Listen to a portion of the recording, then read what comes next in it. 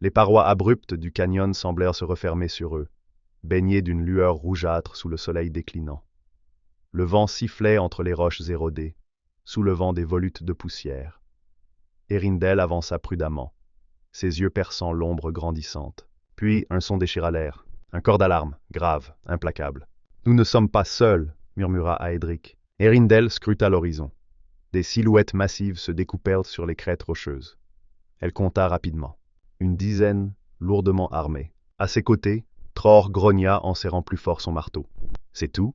Un rire guttural résonna alors qu'un orc imposant s'avançait, sa hache immense reposant sur son épaule.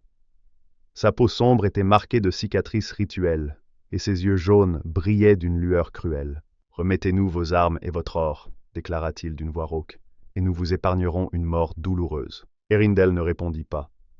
Son arc se leva dans un mouvement fluide. Un trait d'argent fendit l'air, et un orc s'effondra, la gorge traversée.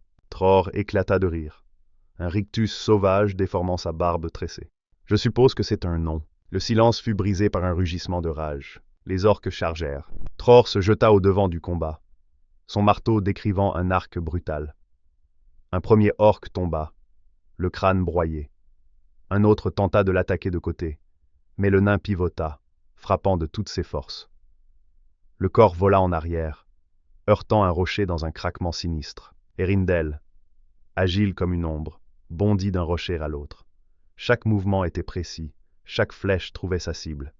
L'un des orques, tentant de l'atteindre avec une lame grossière, s'écroula en hurlant, un projectile fiché entre ses côtes. Aedric, resté en retrait, leva les bras. Des runes dorées s'illuminèrent autour de lui tandis qu'il murmurait une incantation. D'un geste vif, il frappa le sol de son bâton. Une vague de flammes jaillit, engloutissant le passage étroit du canyon. Le rugissement du feu se mêla aux cris des orques piégés. L'air vibrait sous l'intensité de la magie. Mais le chef orc, plus rapide et plus rusé que les autres, surgit de la fournaise. Il abattit sa hache avec une puissance terrifiante. Tror, pris de court, para le coup de justesse, mais l'impact le projeta au sol. Le nain secoua la tête, sonné.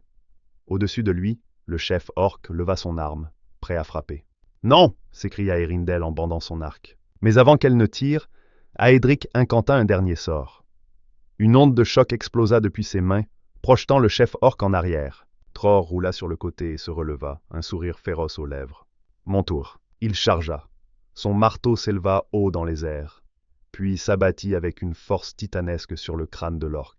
Un craquement sec. Le silence retomba. Les derniers survivants fuirent en hurlant, disparaissant entre les rochers. Seul restait le crépitement des flammes mourantes et le souffle saccadé des combattants. Tror essuya son front et éclata de rire. Bon sang, j'avais oublié à quel point ça fait du bien. Eärendil rengaina son arc, un sourire amusé sur les lèvres. On dirait que tu avais besoin de te défouler. Aedric, reprenant son souffle, observa les ombres qui s'étiraient autour d'eux. Récupérons ce dont nous avons besoin et partons. Je doute que ce soit le dernier groupe d'éclaireurs. D'un même mouvement, ils ramassèrent leurs affaires et se préparèrent à repartir. L'aventure, après tout, ne faisait que commencer.